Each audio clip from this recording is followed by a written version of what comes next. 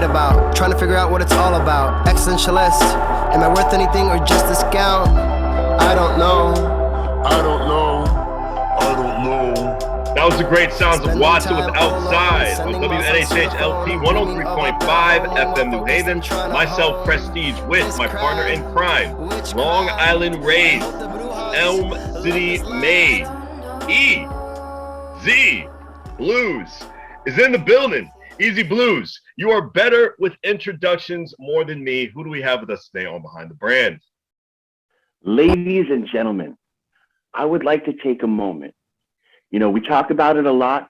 We are officially, this is our first show for International Women's Month. So we talk about the women's journey through music a lot on this show. We have it from all different points of view. Today, we're going to talk about from an R&B hip hop point of view. And that is one of the most incredible things to talk about. When you have someone whose music can transcend different genres, different ethnicities, different countries, it is a wonderful thing. Today, we are honored and blessed to have the incredible international artist, Veena, here with us today. Everyone put your hands together, not if you're driving. If you're driving, keep your hands at 10 and 2, because we don't want you to get in a car accident. We don't have that liability insurance. But mentally, put your hands together for the incredible Veena. Veena, thank you for being here. Thank you so much for coming. And thank you for all you do. Thank you for having me. I'm so excited to be here with you guys and just get a little comfortable today. Definitely. Definitely. Now, Definitely. for our listeners at home, because remember, we're in New Haven. So for our listeners at home, let's talk a little bit about your journey. What inspired you to jump out there and be an artist? Honestly, I didn't start off as an artist. I started off performing with my local choir as a child. Then I started doing theater because I love the arts, and it included dancing and acting, which I also was a huge part of back in the day. I'd love to also get back into that later on in my life once again. But then that kind of transcended into being my own artist when I told myself, why do I always need other people to do what I love to do? And why can't I do it on my own just like everyone else is? So I ended up really buckling down and teaching myself, you know, how to get the right equipment to be able to record myself and how to be able to engineer and write lyrics that actually go well together, you know. And it all kind of came naturally, in a sense, once I learned the basics. But, you know, it took some time, it took some researching, and definitely a ton of determination to be where I am today and where I would like to be in the future. That's incredible. Now, you studied engineering and the whole lyric process. What is your favorite part of the whole thing? Is it the writing of the song? Is it the delivery of the song? Is it the engineering? You know, there's so many incredible pieces that you can get involved with. And honestly, I could probably go on forever, but the writing part of it is one of the best aspects because you can deliver any kind of message that you have inside into that song and portray it to an audience that could take it your way or could take it in a whole different way that maybe they relate to in that kind of moment, which is beautiful in my eyes because now I could reach an audience of a whole different genre, basically taking part of my life and having somebody else that they're going through an issue, they could relate to that. That's huge for me. I love being able to be some kind of comfort or some kind of, you know, person that they could come to and cry with, laugh with, be angry with. It doesn't matter. Music is all about just feeling and that expression. So, however, when it comes to engineering, I absolutely love that part. That's got to be my favorite. And I think I found that out later on in my process when I was recording with other engineers and just like every time I would say something that maybe wasn't extremely technical because I don't know all the right wording, you know, I would get frustrated because we wouldn't be on the same page necessarily. Mm-hmm. Also, with it being such a male-dominated field, you know, I'm a female, and sometimes when females come off as like aggressive or knowing what they like to do or what they want to do, you know, it comes off as like a little bit of a dominance fight, like a power fight. And I don't ever want it to be like that. We're all here to create. We all have great ideas.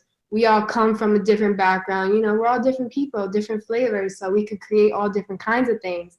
But when it comes to me being right back there and engineering myself, I could truly get in my own mode and get everything perfect to the T how I like it, and just be in the zone, you know?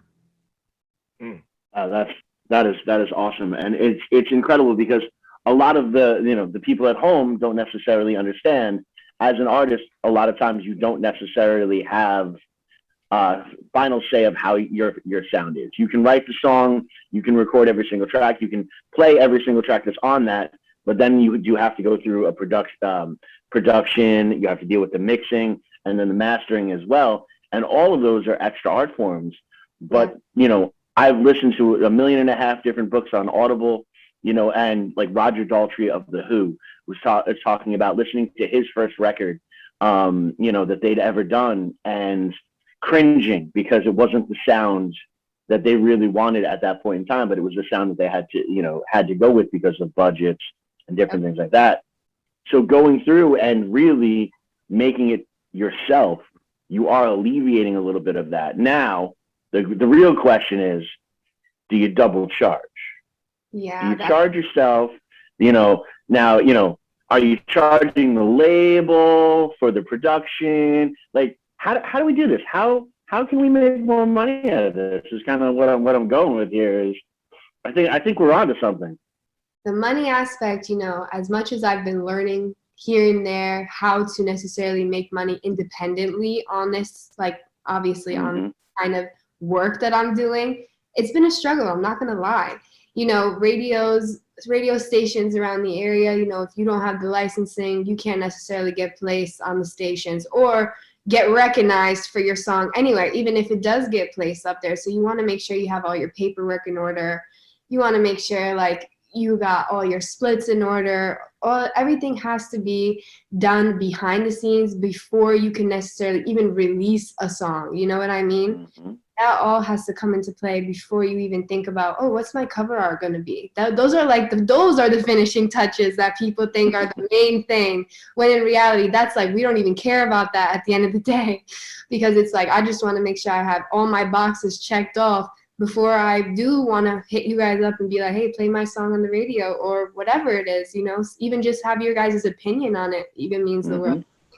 But as far as like streaming wise goes, I've been really focused on numbers and promotion because I've been seeing the most comeback from that and the most income back right now from that. And also like pre-orders, people going to like buy my song before it even hits the store. That's huge for me. So if I keep on banking on that, and also like I would love to add on like merchandise eventually, add on things that like my fans could come and buy, add on things like I would love to do meet and greets. I'm so up for anything. It doesn't even matter. I will do literally whatever it takes to make my fans happy, whatever it takes to make me happy, my team happy, because I also work with different producers, different artists, different engineers that come to me daily, and we work hard, and I want to see them win just as much as me. They're just as important. You covered so much incredible things in there that a lot of people probably missed over some of the stuff. And for the artist that's coming up, you mentioned some really particular terms like splits, like the licensing aspect, that they might not know. They're just like, hey, we're going to do this and go forward. We love to give that extra advice. I tell people all the time, this is the point in time you want to pull over the car, take out that piece of paper and that pen, and you want to write this down. Or when you want, if you're watching this on Facebook, save this part, come back to it, and watch it over and over and over again.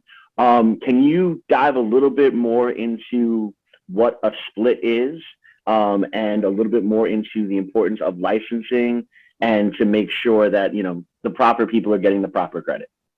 So here's the thing, like, yes, I could go on YouTube right now and I could look up any kind of type beat I want. It could literally be anything. It doesn't matter. You'll find something, and you could create a song from scratch in your house, on your phone, on your computer. It doesn't matter. It could be any lyric that you create, and it could be all original. Doesn't matter, right? Completely blank slate, and you just made this wonderful 3-minute song that you love. Great. Now you want to put it out. Okay. So you think about, what are the steps that I need to take? Well, obviously you need somebody to distribute your music. So something like a DistroKid or like a BMI. Then you need something that's going to help give your producer some credit. And that's the person who made your beat already. So the person who laid down your foundation also needs that same credit that you laid down that foundation over on top of theirs. You know what I mean? They are just as much a part of the song as you are. As far as splits go, you know, that just means you're giving that person a part of that song, a part of that income that you will be receiving will also be going to them, which I believe that they deserve.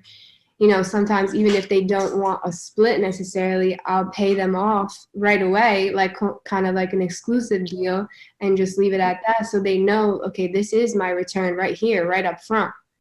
And then other than that, what was the other thing you had asked me about?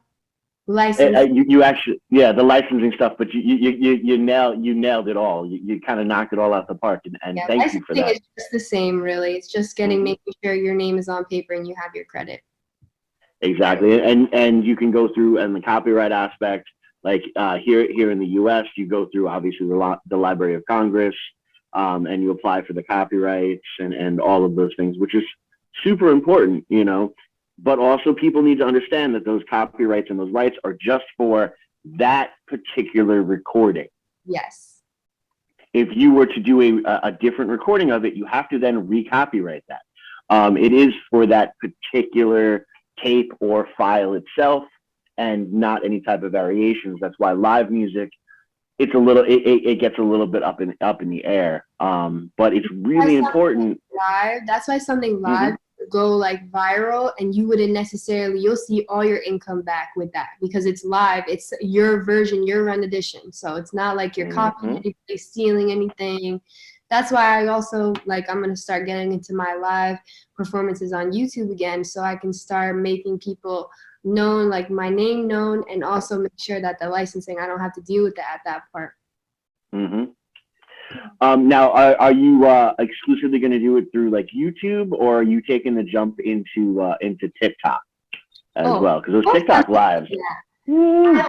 I love TikTok, and I think that that is one of the main platforms that every artist, including myself, should be using right now to really try to make themselves into anything.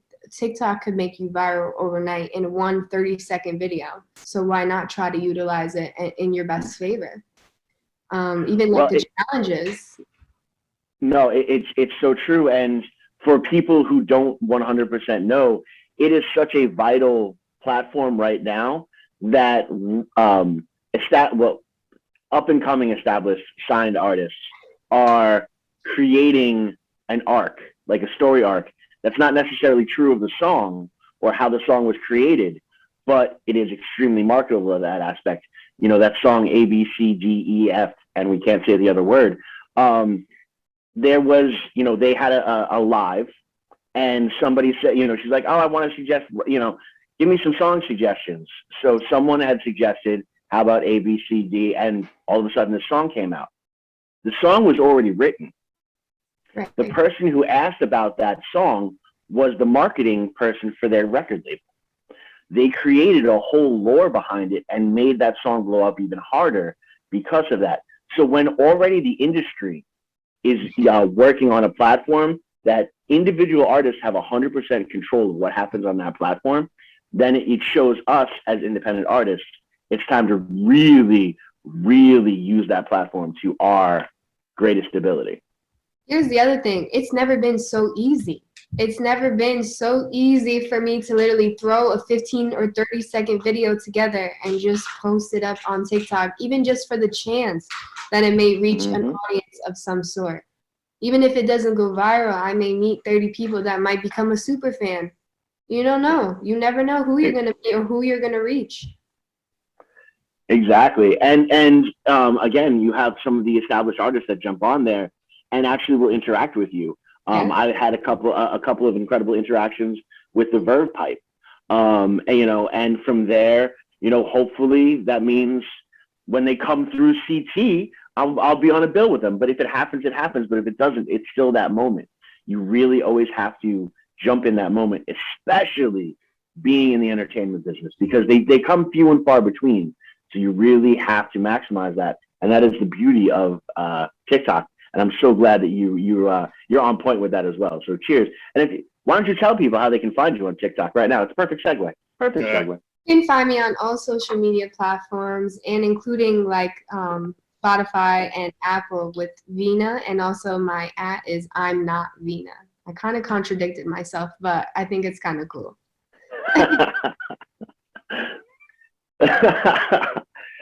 Here's the thing. Now, I think it's a beautiful marketing technique, and I actually do love the contradiction. Was it just something you wanted to be playful with, or was it like people say like official and then their name afterwards, or they'll say the real, but I didn't really like that because like obviously it's me. So I just would say I'm not, to kind of just mess with people, like really truthfully, and I just like the ring it had to it.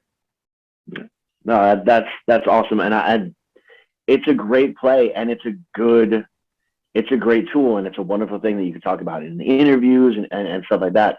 So I bravo, hats off. I'm not taking my hat off because I have my headphones on, but hats off figuratively for that. You know, who's one of your inspirations coming, growing up and everything? Like, obviously you went through the choir aspect, and a lot of phenomenal musicians have learned the tools of the trade through choir. And we could go on a list for another 3 hours on that alone.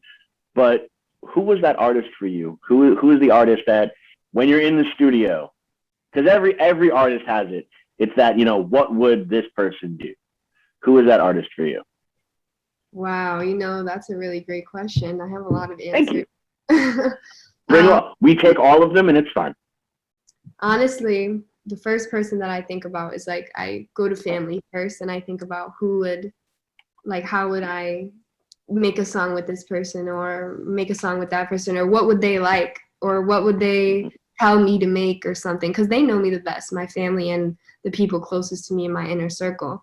So, I spend a lot of time with them. But my mother and my grandfather used to have a little band back in the day, and they used to go around and perform live, and he used to DJ or play the guitar, and my mother would sing, and that inspired me the most. Honestly, I would look up to her in every fashion and take that into the studio, and I'd get in there all the time and be like, because singing is a little bit different when you're engineering versus like a rapper or something, or just any other real artist. When you're vocalizing and belting, and you have to think about, how is the mic going to take my voice, and how is everything, everything comes into play, even the room. So I think about how could I say this differently? How would my mom say this, or my grandfather play this, or what chords would he use? What key would he, what key should I sing in that he would play that we usually do, that I'd like in this beat or something. And as far as artist-wise, I've always looked up to people like Frank Ocean. I've always looked up to people like Sabrina Claudio. I love the way that she vocalizes, and I love the way that Frank Ocean writes. I think we have a ton of similarities. And I just always go in the studio fresh-minded. Usually I always freestyle on the beat before I even write anything. So I'll just go on it, create a ton of different melodies, and I pick them from a ton of different places, whether it's artists, commercial, back in the day, throwbacks, it doesn't even matter where it's from, or just things that I hear in my head, because I go based off of ear training a lot, more than anything. So, a lot of it comes really straight from me too, just straight off inspiration, creativity, all that. Since we're digging into creativity, there's a lot of creativity in this music video I saw. It's called Forever. And my God. We have some words. That's all I have to say. Just tell me about the creative process behind the video. And do you consider yourself the hero or the villain when it came to that song? I mean, you could look at it either way. I could see myself honestly. I could see myself evil, and I could see myself.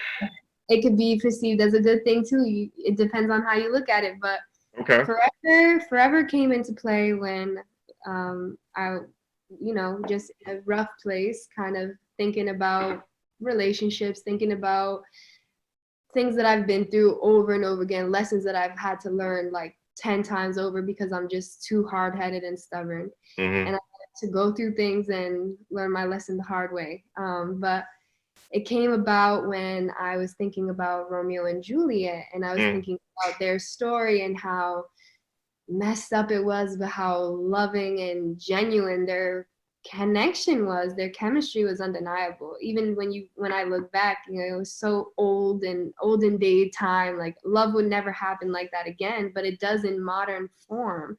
So I wanted to kind of take that and story and use it in today and kind of just like put a really freaky twist on it at the end and just make it my version. I had an idea. That was my original idea, and then I met up with my director June Jizzle, who ended up forming this beautiful plot twist and just amazing, like scene by scene by frame. He had it all written out for me. All I had to do was come up with the idea, and our minds together was incredible. Yeah, it was a very impactful 2 minutes and 47 seconds. How long did it take just to even come up with that? Because like it's so simple how it's played out when you watch the video, and then because I don't want to give anything away, but it's a good story that takes place. You have a nice middle, you have a nice beginning, and you have an end. But it's you knew it was happening, but in my opinion, but you switch it around. But I love how you answered it. It's your own art interpreted. It could be anybody's answer. That's why I like about it. But go right ahead. I'd like to keep it just like that. That's why I don't really like to put myself in a genre. That's why I don't really like to just box myself in at all. I want everybody else to do that for me, kind of thing. Like, however you perceive me and think of me as an artist, that's what I must be. I'm just an artist. But as far as Forever, it didn't really take long. I always knew that that's the kind of vibe that song gave off, that eerie kind of love story vibe. And I knew that I just wanted to make sure the visuals, when you see it with your eye, gave the same feeling that the song gave. But did you see it coming at the end? Did you? I saw it coming at the end, but the way what you did at the end, I didn't see coming. that's all I gotta say. A lot of people get shocked, but I'll have to warn them. Like it's a little bit. You'll have to be warned at the end. It is a warning. I didn't get warned. A little graphic. I didn't get warned. I saw it coming, but I'm broken upstairs, so I'm a little broken inside. So, but the other thing that I really wanted to say is shout out to the good brother June Jizzle. It's awesome that you're working. He's been on the show. It's awesome that you're working with family, which now also means your family. So welcome to the family. I think that is incredible. Love him. Love his perspective. So much. So that is absolutely awesome. He is dope. He is really, really incredible. Like not even just his work with the camera, but also like producing beats and his own stuff. Wow, so dope and great person to work with. I can always count on him. Awesome. You had a long career. You have a great career so far. Besides June Jizzle, who are those inspiring minds that you have learned through throughout your musical journey now? Because it's still going. Oh my gosh. I mean, I have so many, but a main one that I, deal with on a day-to-day basis is Ammo Gift. He is a phenomenal artist, rapper, engineer, producer. I mean, he does it all, honestly. I don't even put any limits on him either because he's the next up and coming in New Haven as well. The things that he does is just people out here sleep on it because they think, maybe I could do that a little bit better or whatever it is.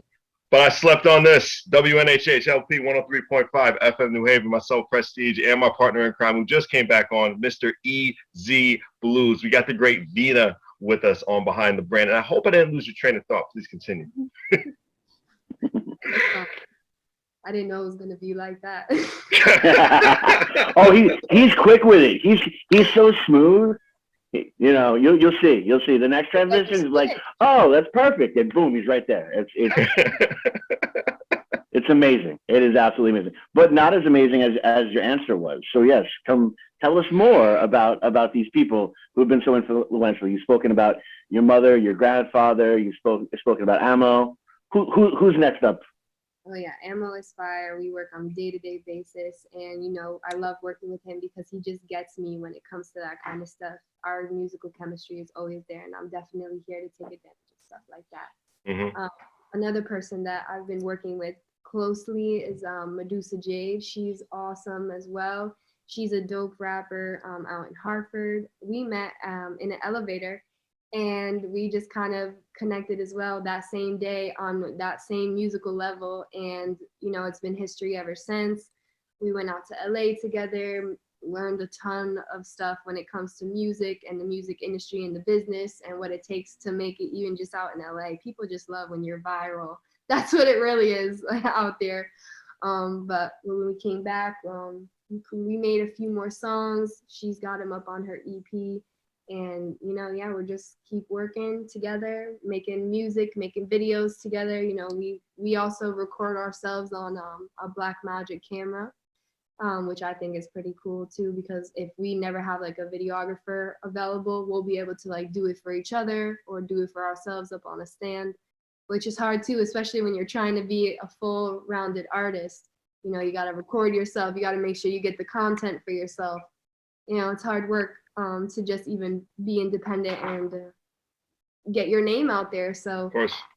I try to work closely with these people to make sure that we help each other, we benefit each other, stay on the right track. Definitely.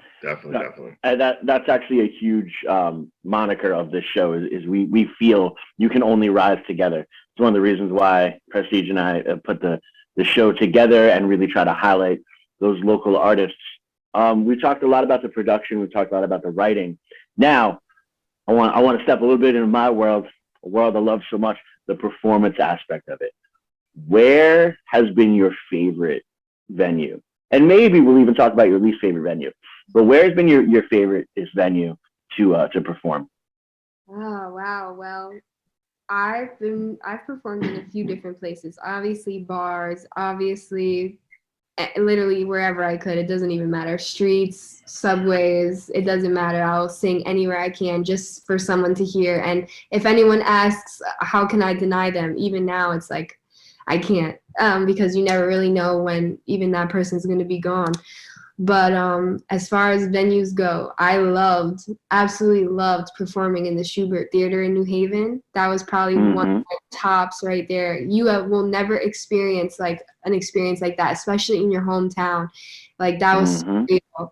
And to see so many like faces in the audience, because they could hold up, I think like up to 1,000 or something, like few thousand in there seating wise. So it was just incredible. It was like one of the sold out nights on top of it.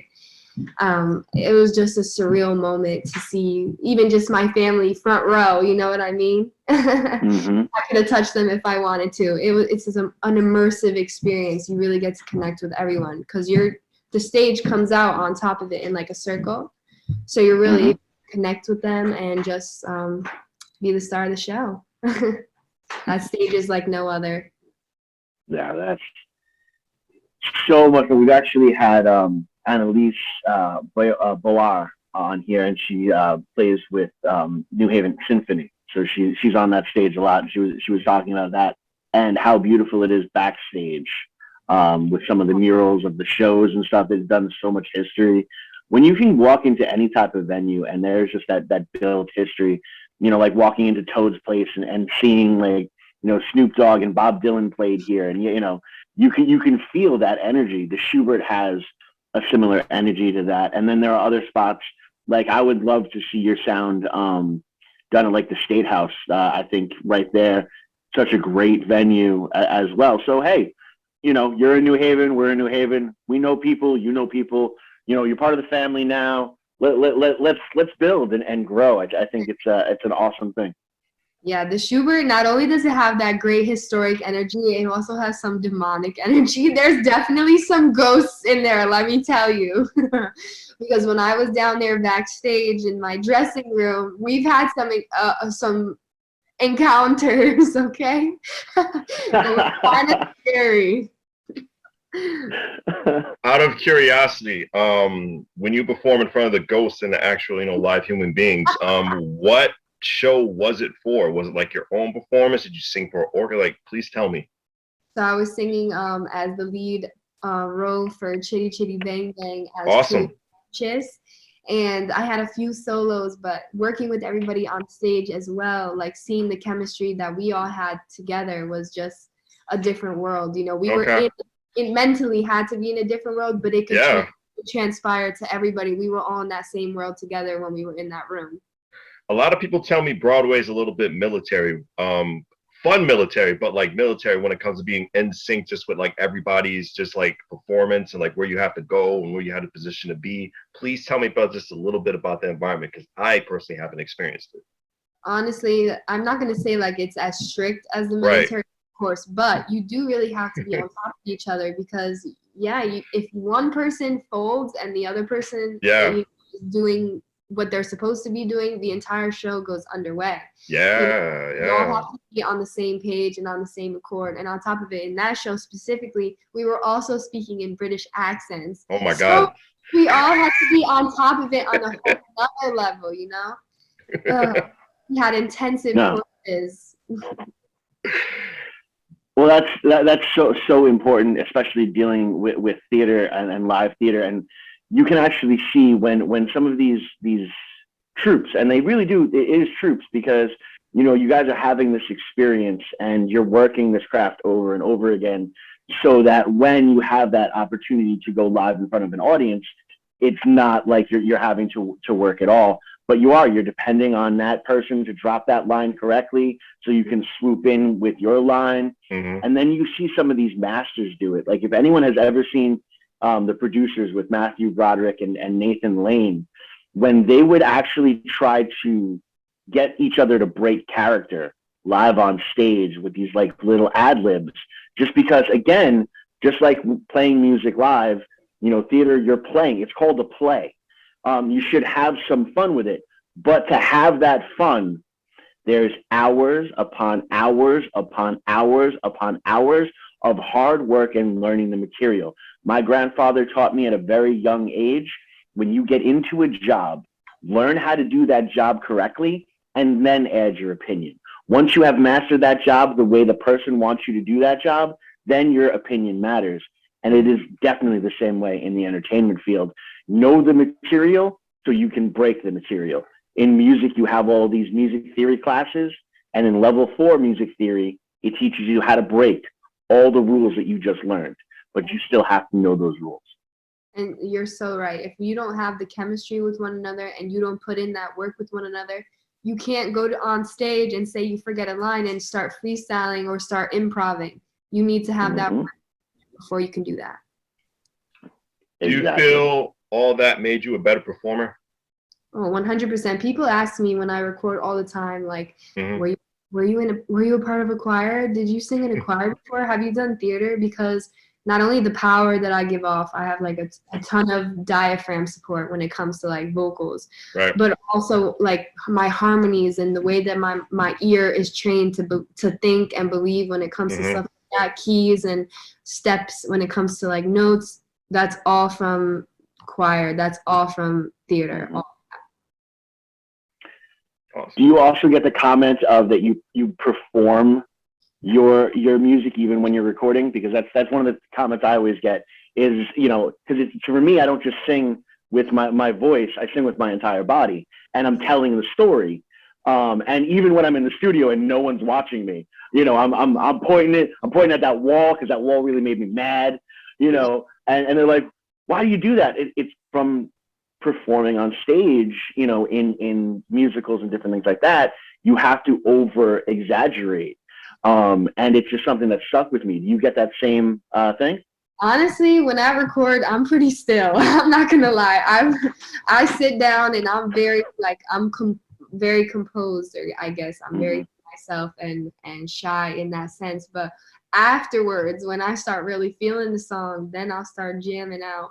One thing I noticed though is when I do like get on the microphone and I start recording myself, I'll have to be told to like calm down or go a little softer because I'll be so used to singing in a live microphone, which you really have to put your power into it, versus singing like on a condenser microphone and you're recording on a DAW. You want to make sure that your vocals are concise and concise, and you know what you're doing. You don't want to you have to find the right pocket to belt, or the right pocket to go into your head voice or to go into your chest voice. Every song has that build up too, so every song is gonna have to be treated differently. You're just dropping knowledge upon knowledge. Again, pull the car over, take out the pen, write that down, treat each song individually, understand the pockets where you need to be.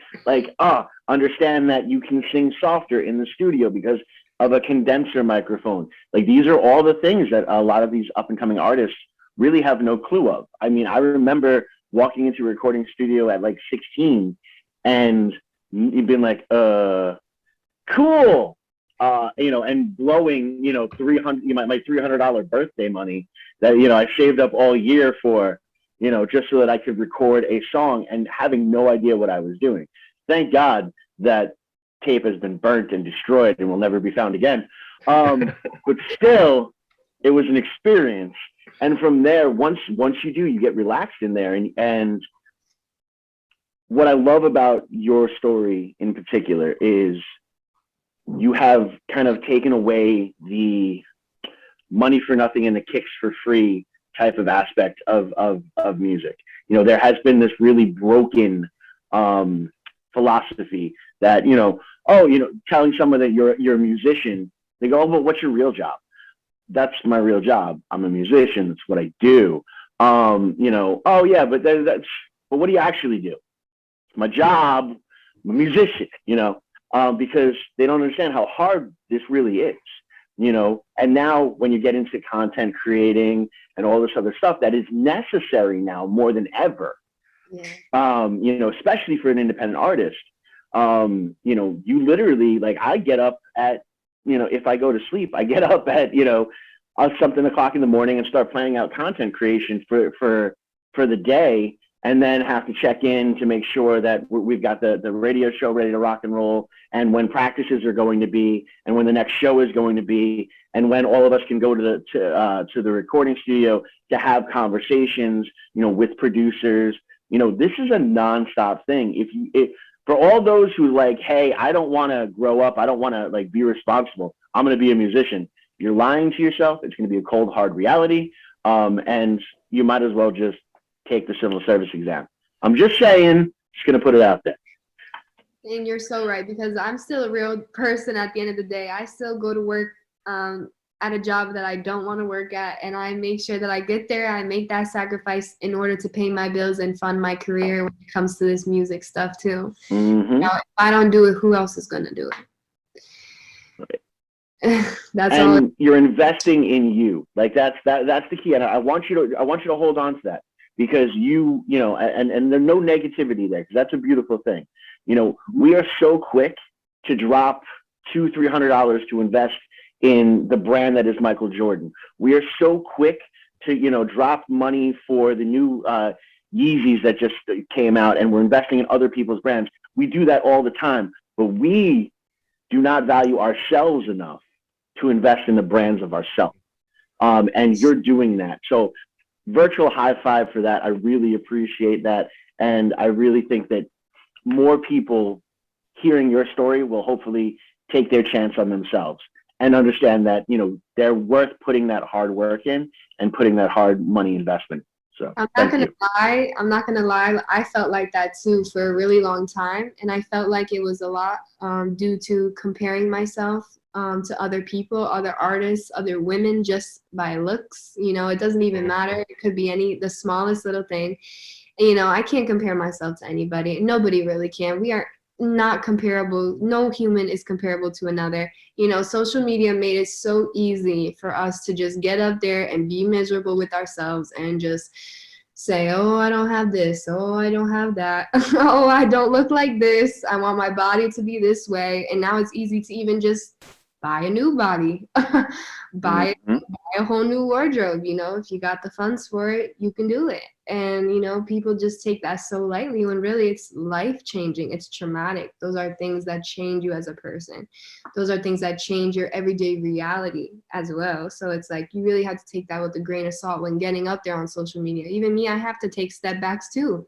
As much as I love being an artist and being up there on a day-to-day and connecting with the people that love me and love my craft, I got to take mental health breaks. I got to take days where I check myself. I got to take days where I reset my whole vibe, and I need to just come back and say, this is not right now. I need to just find my neutral again so I can be able to get in that studio, so I can be able to get back up and go to work the next day. Anything, doesn't matter. But those are really important things. Again, dropping that incredible knowledge, the importance of a mental health day, especially coming through the 2 years that we have had as a collective community. Mental health days are so important. We've seen it, for it was such a stigma in the arts that there became a thing called the 27 Club. And the 27 Club, I don't know if you know what that is, but all of these phenomenal artists, musicians, comedians, lived life and needed to continue to push through and get to that next aspect, and were chasing that dream so much so they became chemically dependent, and they lost their lives from it. We lost Janis Joplin, we lost Jimi Hendrix, Jim Morrison, John Belushi, Kurt Cobain, all before the age of 27. And it became such a stigma that me growing up, I thought that meant greatness. So the day of my 28th birthday, I thought I failed. Like, that's how broken of a philosophy and how broken it is in the arts aspect, And then you have people like Stan Lee, who didn't really become successful with Spider-Man until he was 50. Do you see, especially being a woman in the industry, is there a huge age factor? Absolutely not. I don't think so at all. And you want to know why? It's because I'm not limiting myself to just being a recording artist and having to make it at 20 years old or whatever it is. I can be 30 years old singing in a jazz club, still having a small audience, still making my money the way I'm supposed to, and being happy with that. I can still see myself happy regardless, as long as I'm doing me, doing what I love to do, and spreading that with other people. And if they're loving it, I'm loving it even more. So I'm happy in that aspect as well.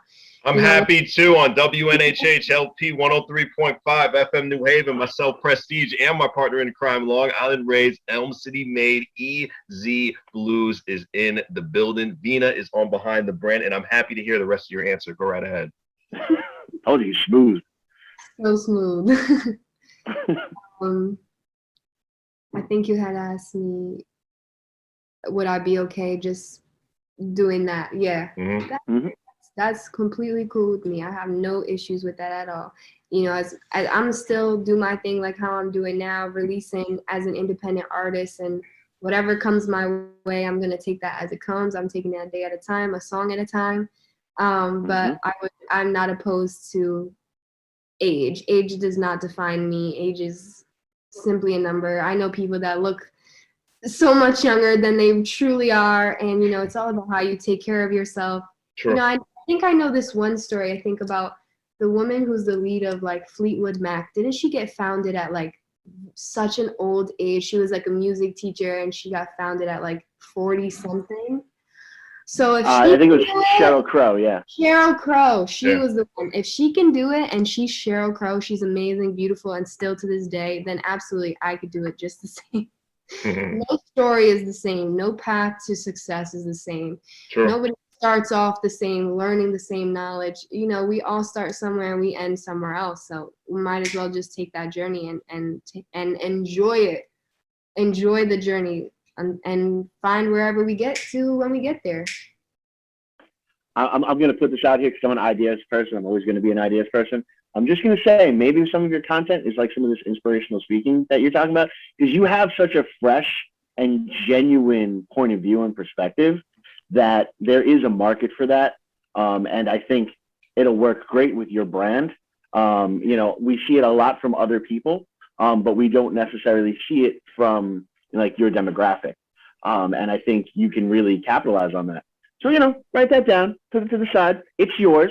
You know, do what you want to do with that. Hey, I'm already in the works with that as well. I've also thought about that because who wouldn't want to put what they think about on a day-to-day basis into every other thing that they do anyway? But I think that there's people out there that think just like me, so I don't want to feel crazy and alone thinking all of this just in my head and keeping it there. I might as well start embracing it and accepting it and letting it out there. That is awesome, and that is so important. That's one of the reasons that got me into music at a young age was when I was listening to music, there were people who understood how I felt. Mm-hmm. And I didn't feel so alone. And, we talk about it on the show all the time. It is our responsibility as artists to take everything that is happening in the world, whether you're talking about it on, any type of thing, just feelings of the world, take all of that go through, beam it in through our prism, our creative prism, and then shoot that projection into the hearts of everybody out there. And I'm so enjoying your rise and your journey. Unfortunately, we're starting to get to that point that as Prestige likes to say, the Apollo curtain is getting pulled upon us real quickly. But right now, I got one more question for you because, again, International Women's Month coming through. You are the first show of it, and thank you so much for being here with that. Really, really, really, really, truly appreciate it. For that young girl that is sitting, say, in middle school right now and is thinking about what they want to do with the rest of their life for no apparent reason because they have such a long life to live, but for that one girl that's out there and just contemplating it, what is that advice that you would give to her? I would tell that little girl that she could do absolutely anything.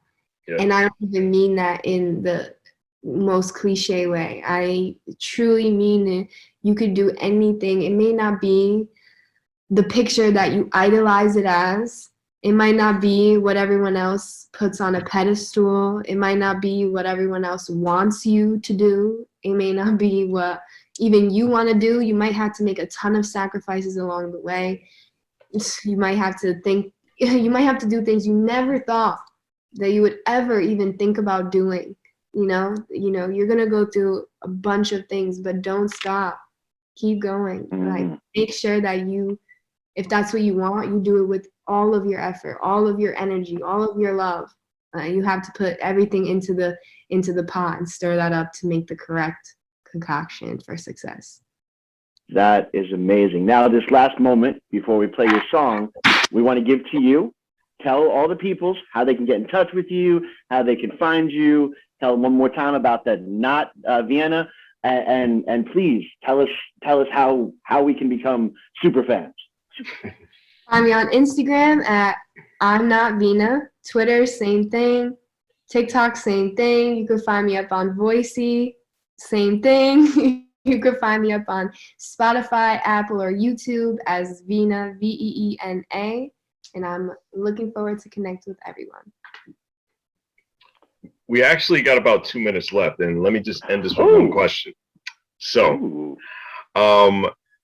if you weren't doing music right now, what would you do? I honestly don't know. Music is everything to me. I even said to myself, like I used to say as a child, what would you prefer, to be deaf or to be blind? And I always told myself that I would never be able to go deaf because I don't know what I would do without being able to hear the music. Definitely. Great answer to end us off. Behind the brand, myself, I feel like Prestige. we're related. Like, it's amazing to hear my own words coming out of another person's mouth. It's the truth. It's all genuine love over here. On WNHH LP 103.5 FM New Haven, Behind the Brand. Thank you, Veena. Thanks, guys.